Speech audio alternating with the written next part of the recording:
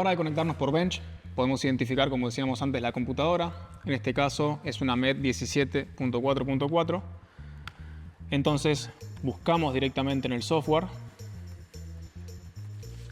la computadora, porque gracias a la etiqueta la podemos identificar de forma fácil. Al conectarnos por bench, seleccionamos directamente el modo de conexión por bench. Le damos a siguiente. Y acá lo que tenemos disponible son los manuales de conexiones. Si le damos clic acá en manuales, nos va a aparecer la ventana donde nos va a indicar qué pines debemos conectar del Flexbox a la computadora para poder hacer la conexión de forma segura. Si nosotros nos paramos encima de cada pin que indica el manual, podemos ir viendo cómo nos indica, por ejemplo, este que debe ir al puerto B7, este otro al B8, este a la 2, a la 5 y así sucesivamente. Acá podemos empezar por los pines que nosotros querramos. Es aconsejable empezar siempre por lo que es la alimentación y luego por la parte de comunicación. Y yo recomiendo siempre primero conectarlo en el Flex y luego conectar directamente en la EQ para evitar que los pines blancos se muevan, ya que suelen traer pines muy finos lo que son las computadoras. Entonces podemos empezar, como decíamos recién, con la alimentación. Y aconsejamos también utilizar los mismos cables de colores que nos indica el manual para que ante cualquier problema que haya en la conexión poder identificar de forma más rápida dónde puede estar ese error en la conexión. Entonces, este nos indica de que debe ir a la 2. Vamos a conectar el terminal directamente.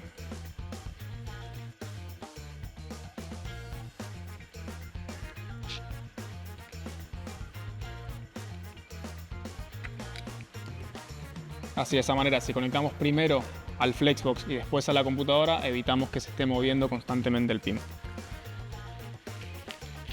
Vamos a seguir con el A5 que está acá al lado.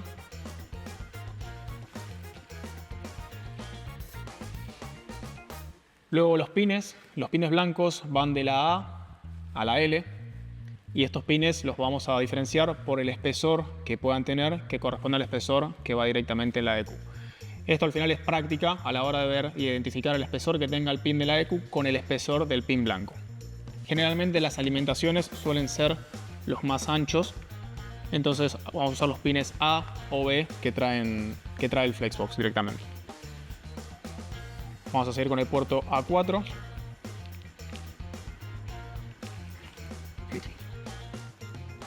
Bien.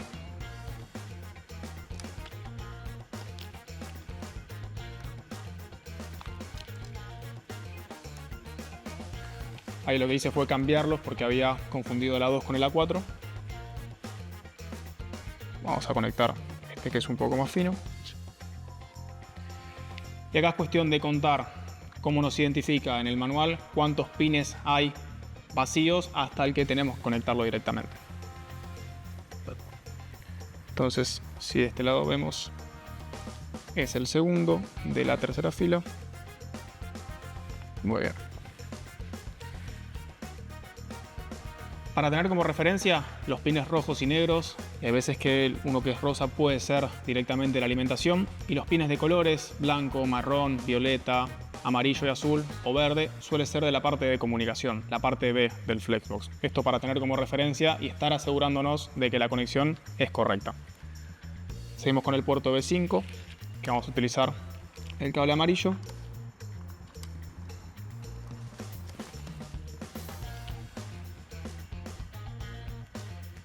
Este es fácil porque son dos espacios libres del que recién acabamos de conectar.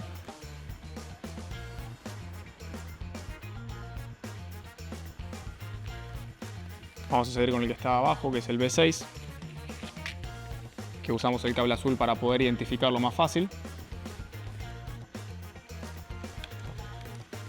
Una vez que tenemos toda la conexión hecha, podemos revisarlo para ver si está todo hecho de forma correcta. Algo muy importante que podemos ver en el software es que acá abajo el voltaje de la batería está parpadeando en 4,4 o 4,5 aproximadamente, que esto nos indica que tenemos que conectar el estabilizador, la fuente que trae el equipo.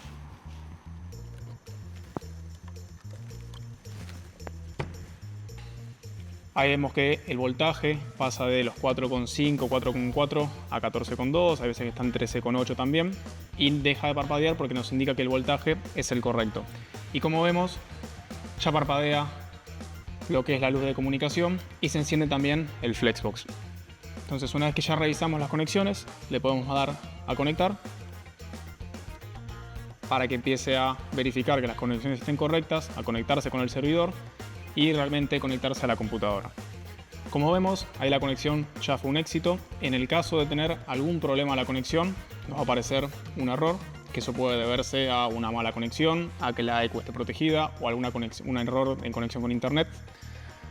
Siempre es importante revisar las conexiones y no hay que preocuparse si uno a veces invierte la polaridad o se confunde lo que son las conexiones, porque el Flex tiene cortafuegos y protege tanto el equipo como la computadora también.